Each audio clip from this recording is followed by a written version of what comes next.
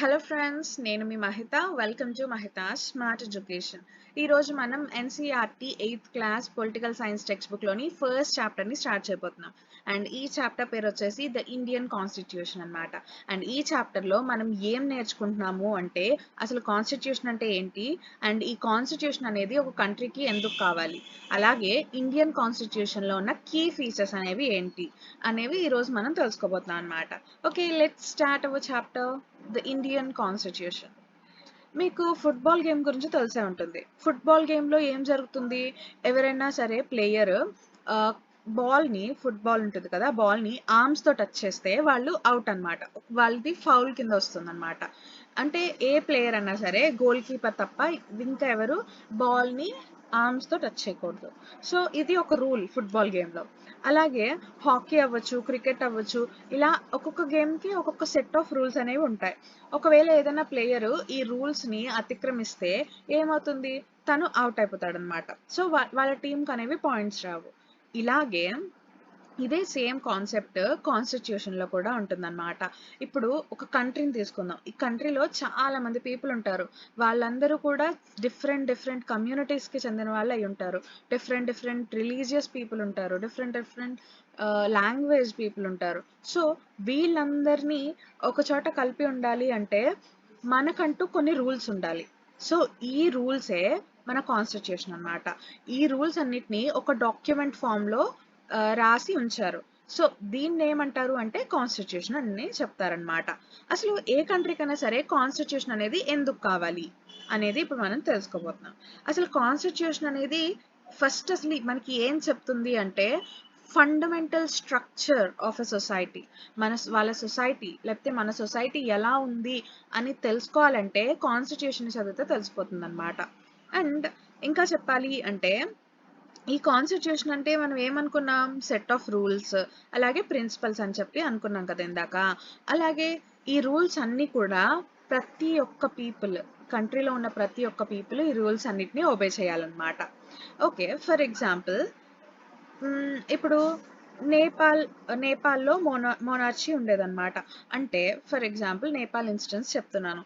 నేపాల్కి 1999లోనే independence వచ్చేసింది.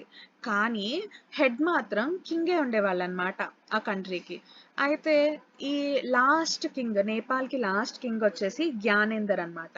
ఆ king ఏం చేశారు అంటే పీపుల్ ఎన్నుకోబడ్డ డెమోక్రసీ ఆర్ పార్లమెంట్ ఉంటుంది కదా, దాన్ని ఎలిమినేట్ చేసేసి మొత్తం పవర్ అంతా నా చేతిలోనే ఉండాలి అని చెప్పి జ్ఞానేందర్ ఏం చేశారు అంటే మొత్తం ఇలాగా ప్రైమ్ మినిస్టర్ని కూడా డిస్మిస్ చేసేస్తారు 2005లో.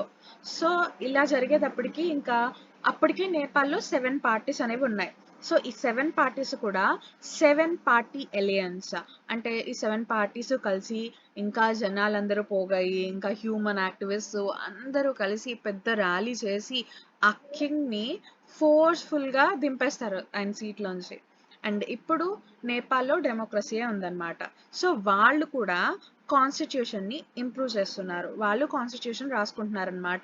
సో ఎందుకు ఈ కాన్స్టిట్యూషన్ అంటే నెక్స్ట్ తర్వాత వచ్చే పీపుల్ అనే వాళ్ళు హ్యాపీగా ఉండడానికి అనమాట. అంటే ఫర్ ఎగ్జాంపుల్ నెక్స్ట్ ఇప్పుడు ఒకవేళ నేపాల్లో నెక్స్ట్ వచ్చే లీడర్ అనేవాళ్ళు ఒక ప్రైమ్ మినిస్టర్ని ఎన్నుకోవాలి కదా. సో ఆ ప్రైమ్ మినిస్టర్ ఏం చేస్తారు అంటే తనే ఒక కింగ్లా ఫీల్ అయిపోయి రూల్స్ అన్నీ పెట్టేశారనుకుందాం. మీరు అక్కడికి వెళ్ళకూడదు, ఈ ప్లేస్లో ఓన్లీ అఫీషియల్సే రావాలి, నార్మల్ పీపుల్ రాకూడదు ఇలాంటి పబ్లిక్ ప్లేస్కి, ఇలా ఎవరైనా చెప్పారనుకుందాం. అప్పుడు మన కాన్స్టిట్యూషన్ ఉందనుకోండి, కాన్స్టిట్యూషన్లో ఏం రాస్తుంది, people can go to anywhere, any public places అనమాట. అంటే కాన్స్టిట్యూషన్లో రాసుంది మేము ఎందుకు వెళ్ళకూడదు, మేము వెళ్తాము అని చెప్పి పీపుల్ అనే వాళ్ళు వెళ్ళొచ్చు అనమాట. అలాగే ఫర్ ఎగ్జాంపుల్ ఈ కింగ్ ఆర్ ఈ ప్రైమ్ మినిస్టర్ వచ్చేసి తనే కింగ్లా ఫీల్ అయిపోయి మీరు మా గవర్నమెంట్ గురించి ఎగ్నెస్ట్గా ఏమైనా మాట్లాడితే మిమ్మల్ని హ్యాంగ్ చేసేస్తాము, ఇలా ఏదైనా రూల్స్ పెట్టారనుకోండి వాళ్ళకి అనుగుణంగా, అప్పుడు మనం ఎవరైనా సరే కామన్ పీపుల్ అనే వాళ్ళు వెళ్ళి చెప్పొచ్చు అనమాట. ఎలా అంటే కాన్స్టిట్యూషన్లో రాసింది ఫ్రీడమ్ ఆఫ్ స్పీచ్ అని చెప్పి, సో మేము ఏమన్నా మాట్లాడొచ్చు అని చెప్పి చెప్పొచ్చు అనమాట. సో ఇలాగా ఈ కాన్స్టిట్యూషన్ అనేది ఎందుకు యూజ్ అవుతుంది అంటే లీడర్స్ అనేవాళ్ళు ఎప్పుడైనా వాళ్ళ పవర్ని మిస్యూజ్ చేసుకుంటే, వాళ్ళ అథారిటీని మిస్యూజ్ చేసుకుంటే అప్పుడు మనం కాన్స్టిట్యూషన్లో ఉన్న రూల్స్ని బట్టి మనల్ని మనం ప్రొటెక్ట్ చేసుకోవచ్చు అనమాట. ఇక్కడ ఒక ఎగ్జాంపుల్ స్టోరీ అనేది ఇచ్చారు. ఈ స్టోరీలో ఏం చెప్తారు అంటే, సురేష్ అనేవాడు క్లాస్ మానిటర్ అనమాట. ఒకసారి టీచర్ బయటకు వెళ్ళినప్పుడు ఈ సురేష్ అనే తను క్లాస్ని మానిటర్ చేస్తూ ఉన్నాడు. సో ఇప్పుడు అనిల్ అనే అబ్బాయి బాగా చదువుతాడనమాట. ఈ సురేష్కి అనిల్ అంటే పడుతు. సో మేడం వెళ్ళంగానే సురేష్ అనిల్తో ఏమంటున్నాడు అంటే, ఈరోజు నేను మిసెస్ రావుకి నీ గురించి కంప్లైంట్ చేస్తాను అని చెప్పేసి చెప్తాడనమాట. కానీ అనిల్ అంటాడు, నేనేం చేశానని నువ్వు ఇలా కంప్లైంట్ చేస్తున్నావు అని చెప్పి అంటారనమాట. అలాగా టీచర్ రాగానే ఈ సురేష్ వెళ్ళి అనిల్ గురించి నా మాట వినట్లేదు, అల్లరి చేస్తున్నాడు అని చెప్పేసి అబద్ధాలు చెప్తాడు.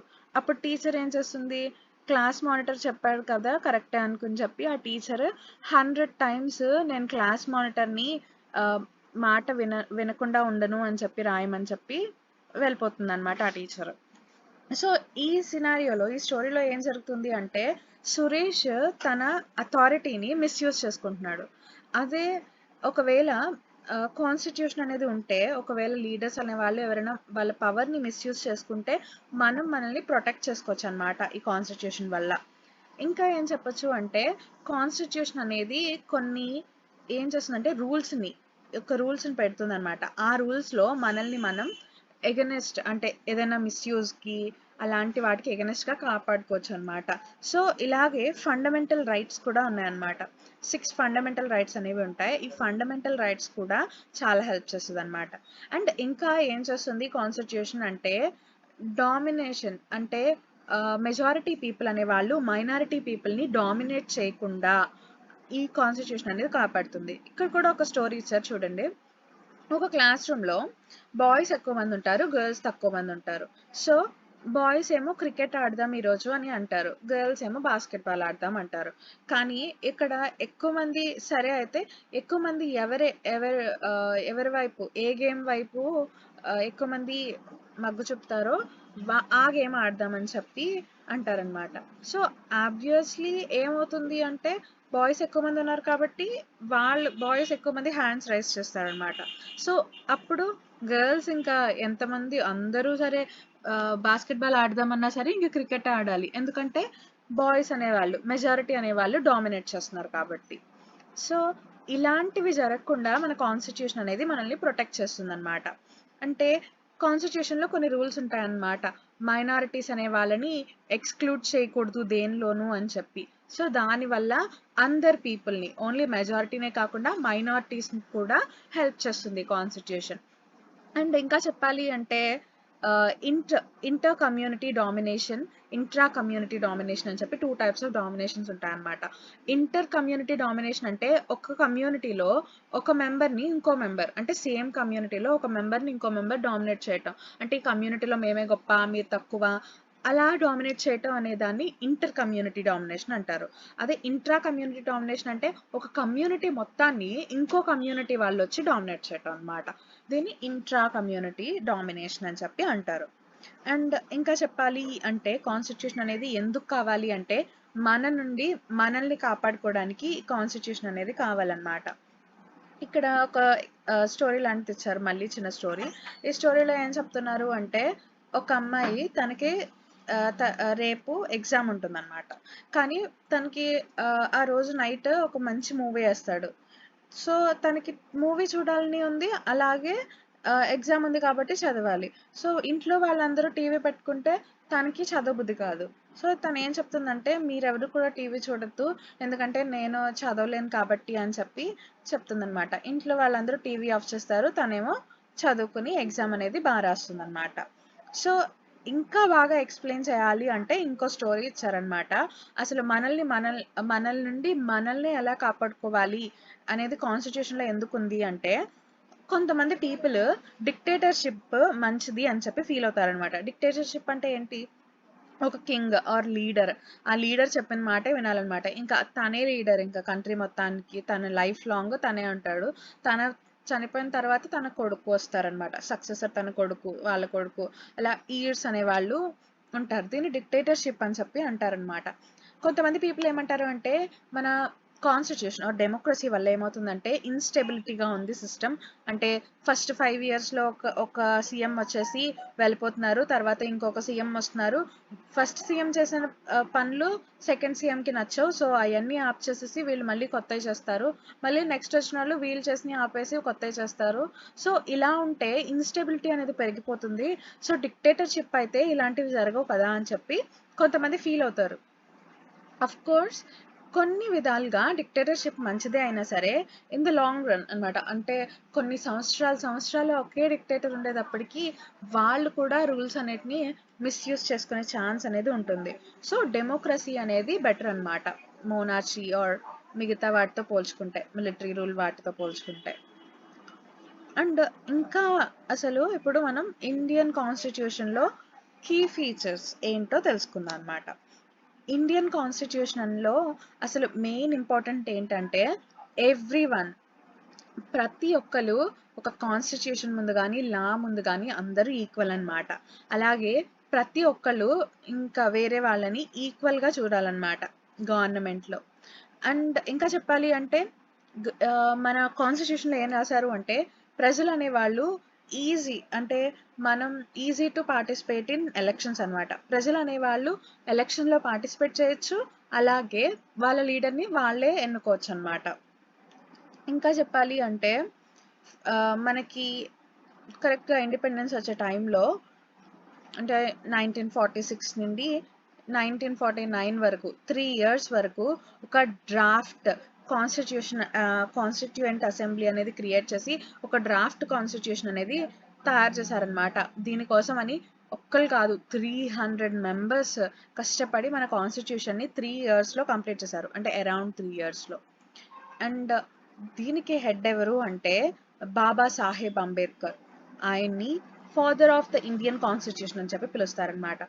ఈయన ఏం చెప్పేవాళ్ళు అంటే మెజారిటీ వాళ్ళు మైనారిటీ వాళ్ళని డామినేట్ చేయకుండా చూసుకోవాలి అని చెప్పి ఆయన చెప్తూ ఉండేవాళ్ళు అనమాట. సో మన కాన్స్టిట్యూషన్ని తయారు చేసే సమయంలో ఏమైంది అంటే చాలా సిచ్యువేషన్స్ అనమాట. అప్పుడే బ్రిటిష్ గవర్నమెంట్ అనేది వెళ్ళిపోతూ ఉంది, అండ్ ఇంకా ఇప్పుడే ఇండియా పాకిస్తాన్ అనేది విడిపోయిందనమాట. సో ఇలాంటి సిచ్యువేషన్లో కూడా వాళ్ళు 300 members మన కాన్స్టిట్యూషన్ అనేది చాలా బాగా చేశారనమాట. అలాగే ఇండియన్ కాన్స్టిట్యూషన్ అనేది డైనమిక్ అనమాట, స్టాటిక్ కాదు. స్టాటిక్ అంటే ఏంటి, ఎప్పటికీ అలాగే ఉండిపోదనే కాదు, మనం కొన్ని మార్పులు చేయొచ్చు అనమాట కాన్స్టిట్యూషన్లో లాస్ట్లో అనమాట. ఇప్పుడు మనం కీ ఫీచర్స్ని చూద్దాం. కీ ఫీచర్స్ ఏంటంటే ఫస్ట్ది ఫెడరలిజం. ఫెడరలిజం అంటే ఏంటి, డిఫరెంట్ లెవెల్స్ ఆఫ్ గవర్నమెంట్ అనమాట. ఇప్పుడు ఇండియాలో చూసుకున్నట్లయితే సెంట్రల్ గవర్నమెంట్ ఉంటుంది, స్టేట్ గవర్నమెంట్ ఉంటుంది, అలాగే పంచాయతీ రాజ్ ఉంటుంది. మనం దీని గురించి 6th క్లాస్లో చదివాం కదా పంచాయతీ రాజ్ గురించి. సో సెంట్రల్ గవర్నమెంట్ అంటే ఏంటి, మొత్తం ఇండియా మొత్తాన్ని అథారిటీ చేస్తుంది అనమాట. తర్వాత స్టేట్ గవర్నమెంట్ అంటే ఏంటి, స్టేట్ గవర్నమెంట్ ఓన్లీ స్టేట్ని చూసుకుంటుంది. దాని తర్వాత పంచాయతీ అంటే ఓన్లీ సమ్ పార్ట్, స్టేట్లో ఉన్న పార్ట్ని కంట్రోల్ చేస్తుంది అనమాట. సో ఇలా ఉంటుందన్నమాట డిఫరెంట్ లెవెల్స్ ఆఫ్ గవర్నమెంట్ అనేది ఫెడరలిజం అంటారు. అండ్ నెక్స్ట్ ఫీచర్ వచ్చేసి పార్లమెంటరీ ఫార్మ్ ఆఫ్ గవర్నమెంట్. అంటే మనం ప్రజలు మన లీడర్ని ఎన్నుకోవచ్చు అనమాట. మన లీడర్ని ఎన్నుకోవడం అంటే వాళ్ళ లీడర్ కింద కాదు, మన తరపున మనం తీసుకెళ్ళి వాళ్ళని పార్లమెంట్లో కూర్చోబెడుతున్నాం. సో వాళ్ళు ఏం చేయాలి, మన తరపున మాట్లాడాలన్నమాట పార్లమెంట్లో. సో ఇలాగా పార్లమెంట్ ఆఫ్ గవర్నమెంట్ కూడా ఒక ఇంపార్టెంట్ ఫీచర్ అనమాట. అలాగే ఎవరైనా సరే గవర్నమెంట్లో అంటే పార్టిసిపేట్ చేయొచ్చు అనమాట ఈజీగా. అలాగే సపరేషన్ ఆఫ్ పవర్. మనకి ఇండియాలో పవర్ అనేది 3 typesలో డిఫరెన్షియేట్ అయి ఉందన్నమాట, సపరేట్ అయి ఉంది. ఏంటి అంటే legislature, executive and judiciary. Legislature అంటే ఏంటి, మన చేత ఎన్నుకోబడ్డ లీడర్స్ ఉంటారు కదా, వాళ్ళకుండే పవర్ని లెజిస్లేచర్ పవర్ అంటారు ఆర్ లెజిస్లేటివ్ పవర్ అంటారు అనమాట. ఎగ్జిక్యూటివ్స్ అంటే ఇలా ఎన్నుకోవటం కాకుండా ఇప్పుడు కలెక్టర్స్ ఉన్నారు, వీళ్ళందరూ కూడా వాళ్ళు చదువుకుని ఎగ్జామ్స్ రాసి ఆ పొజిషన్కి వెళ్తారు. సో వాళ్ళంతట వాళ్ళు అనమాట, వీళ్ళు పర్మనెంట్గా పాలిటిక్స్లో ఉంటారు. సో ఇలాంటి వాళ్ళని ఎగ్జిక్యూటివ్స్ అంటారనమాట. వీళ్ళు స్మాల్ గ్రూప్ ఆఫ్ పీపుల్. అలాగే వీళ్ళు ఏం చేస్తారు అంటే గవర్నమెంట్లో లాస్ని ఇంప్లిమెంట్ చేయటం, రన్ చేయటం ఇవన్నీ చేస్తారనమాట. అండ్ జ్యుడిషియరీ అంటే కోర్ట్స్ అనమాట. డిఫరెంట్ లెవెల్స్ ఆఫ్ కోర్ట్స్ ఉంటాయి కదా, సో ఇలాంటి కోర్ట్స్ అన్నిటినీ కూడా జ్యుడిషియరీ పవర్ అనేది ఇచ్చారనమాట. ఇలాగా సెపరేషన్ ఆఫ్ పవర్ అనేది ఉందన్నమాట. Next fourth and foremost important feature of constitution అనేది ఏంటంటే ఫండమెంటల్ రైట్స్ అన్నమాట. ఫండమెంటల్ రైట్స్ అనేవి చాలా ఇంపార్టెంట్. ఎందుకంటే మనల్ని మనం ప్రొటెక్ట్ చేసుకోవడానికి, మనల్ని ఏదైనా మిస్యూజ్ నుండి ప్రొటెక్ట్ చేసుకోవడానికి ఫండమెంటల్ రైట్స్ అనేవి చాలా ఇంపార్టెంట్. ఈ ఫండమెంటల్ రైట్స్ ఆబ్జెక్టివ్ కూడా టూ ఫోల్డ్ ఉంటుందన్నమాట. ఈ టూ ఫోల్డ్ అంటే ఏంటి అంటే, ఫస్ట్ అసలు ఈ ఫండమెంటల్ రైట్స్ ఎందుకు కావాలి అంటే, ప్రతి ఒక్క సిటిజన్, ఇండియాలో ఉన్న ప్రతి ఒక్క సిటిజన్ ఈ రైట్స్ ని క్లెయిమ్ చేసుకోగలుగుతారనమాట. అలాగే ఏదైనా అథారిటీ ఈ రైట్స్ అన్నిటిని కూడా బైండ్ చేయొచ్చు అనమాట. వాళ్ళు లాస్ అనేవి క్రియేట్ చేయొచ్చు వీటితో. అండ్ ఇంకా చెప్పాలి అంటే ఈ 6 ఫండమెంటల్ రైట్స్ అనేవి ఏమేమి ఉన్నాయి అంటే, రైట్ టు ఈక్వాలిటీ. అందరు పీపుల్ కూడా ఒక లా ముందు ఈక్వల్ గా ఉంటారనమాట. అంటే లా ఆర్ గవర్నమెంట్ ముందు ఒకళ్ళు ఎక్కువ, వీళ్ళు రిచ్, వీళ్ళు పూర్, ఆర్ వీళ్ళు హై క్యాస్ట్, వీళ్ళు లో క్యాస్ట్, అలా ఏం ఉండదు. అందరూ ఈక్వల్ గా చూస్తారనమాట. అండ్ ఇంకా చెప్పాలంటే రైట్ టు ఫ్రీడమ్ అనమాట. రైట్ టు ఫ్రీడమ్ అంటే ఇంక్లూడ్ ఫ్రీడమ్ ఆఫ్ స్పీచ్ అన్నమాట. Freedom of speech and expression. మనం ఏమన్నా మాట్లాడుకోవచ్చు, అలాగే ఏమన్నా ఎక్స్ప్రెస్ చేసే అధికారం మనకుంది. సో దీన్నే రైట్ టు ఫ్రీడమ్ అంటారనమాట. అలాగే మనం ఫ్రీగా ఏ పబ్లిక్ ప్లేస్ కైనా సరే వెళ్ళొచ్చు. ఎవరన్నా నిన్ను వెళ్ళకూడదు అని చెప్పారు అంటే అది తప్పనమాట. And right against exploitation. Exploitation అంటే ఏంటి అంటే, కాన్స్టిట్యూషన్లో ప్రొహిబిట్ చేయటం అనమాట. హ్యూమన్ ట్రాఫికింగ్ కానీ, లేకపోతే చిల్డ్రన్, పిల్లలు ఉంటారు కదా, ఆ పిల్లలు 14 years కంటే కింద ఉన్న వాళ్ళు ఏం పనులు చేస్తారు కదా, అలా పనులు చేయకుండా ఉండాలి అని చెప్పేసి మన కాన్స్టిట్యూషన్ లో రాశారనమాట. సో అలా కూడా ఎవరైనా పిల్లల చేత పనులు చేపిస్తే అది కూడా ప్రొహిబిట్ అవుతుంది అనమాట. ప్రొహిబిషన్ కిందకే వస్తుంది. సో అలా చేపించకూడదు. ఎవరు చేపిస్తారో వాళ్ళని జైల్లో పెట్టే అవకాశం ఉందన్నమాట. And right to freedom of religion అంటే, ఫ్రీడమ్ ఆఫ్ రిలీజియన్ అంటే ఏంటంటే, ఎవరన్నా సరే వాళ్ళకు నచ్చిన రిలీజియన్ని చూస్ చేసుకునే ఛాన్స్ అనేది ఉందన్నమాట. అండ్ ఇంకా కల్చర్ అండ్ ఎడ్యుకేషనల్ రైట్స్ అంటే, మైనారిటీస్ ఉంటారు కదా, వాళ్ళ కల్చర్ని, వాళ్ళ ఎడ్యుకేషనల్ రైట్స్ని ఇంప్రూవ్ చేసుకోవడానికి వాళ్ళకంటూ గవర్నమెంట్ ఏం చేసింది అంటే ఇన్స్టిట్యూషన్స్ పెట్టుకునే అవకాశాన్ని ఇచ్చిందనమాట. సో వాళ్ళ కల్చర్ని వాళ్ళు కాపాడుకోవచ్చు. అండ్ ఇంకా చెప్పాలి అంటే రైట్ టు కాన్స్టిట్యూషనల్ రెమెడీస్. ఎవరైనా సరే ఏదైనా ఈ ఫండమెంటల్ రైట్స్ వాళ్ళని దెబ్బతీసాయి అంటే, ఈ ఫండమెంటల్ రైట్స్ లో ఉన్నవి కాకుండా, అంటే గవర్నమెంట్, స్టేట్ గవర్నమెంట్ కానీ ఏదైనా గవర్నమెంట్ ఈ ఫండమెంటల్ రైట్స్ అనే వాటిని ఒక సిటిజన్కి రాలేదనుకుందాం, అంటే ఇలా పాటించడం తప్పు అని ఎవరైనా చెప్పారనుకుందాం, వాళ్ళకి కోర్టుకు వెళ్ళే అధికారం అనేది ఉందన్నమాట. ఏ సిటిజన్ అయినా సరే కోర్టుకు వెళ్ళి నా ఫండమెంటల్ రైట్స్ అనేవి, నేను ఈ ఫ్రీడమ్ ఆఫ్ రిలీజియన్ని నన్ను వద్దన్నారు. ఫర్ ఎగ్జాంపుల్, ఎవరైనా ఒక రిలీజియన్ నుండి ఇంకో రిలీజియన్కి వెళ్ళాలనుకుంటే స్టేట్ గవర్నమెంట్ నువ్వు వెళ్ళకూడదు, రిలీజియన్లో ఇదే ఉండాలి అని చెప్పింది అనుకుందాం. అప్పుడు వాళ్ళు కోర్టుకు వెళ్ళి నా right to freedom of religion అనేది ఇక్కడ లేదు ఈ స్టేట్లో అని చెప్పి నువ్వు కేసు వేయచ్చు అనమాట. సో ఇలాంటివి అనమాట ఈ కాన్స్టిట్యూషనల్ రెమెడీస్ అనేవి అలా ఉంటాయి. And fifth and the foremost important feature of Indian constitution is secularism. Secularism అంటే పర్టిక్యులర్ రిలీజియన్ అనేది ఉండదన్నమాట ఈ సెక్యులర్ స్టేట్స్కి. పర్టిక్యులర్ రిలీజియన్ అంటే ఫర్ ఎగ్జాంపుల్ పాకిస్తాన్కి చూద్దాం, అఫీషియల్ రిలీజన్ ఏంటి? ఇస్లాం. యునైటెడ్ కింగ్డమ్స్కి క్రిస్టియానిటీ. అలాగే శ్రీలంకకి బుద్ధిజం అఫీషియల్ రిలీజియన్ అనమాట. సో ఇలా కాకుండా ఇండియాకి ఎటువంటి అఫీషియల్ రిలీజియన్ లేదు, ఎందుకంటే అన్ని రిలీజియన్స్ని ఒకేలా చూస్తారనమాట ఇండియాలో. సో అందుకనే సెక్యులరిజం అనేది చాలా ఇంపార్టెంట్. అండ్ ఇది ఈ చాప్టర్. మీకు కనుక ఈ చాప్టర్ నచ్చినట్లయితే తప్పకుండా లైక్ చేయండి, షేర్ చేయండి, కామెంట్ చేయండి, అలాగే మన ఛానల్ని సబ్స్క్రైబ్ చేసుకోండి. Thanks for watching.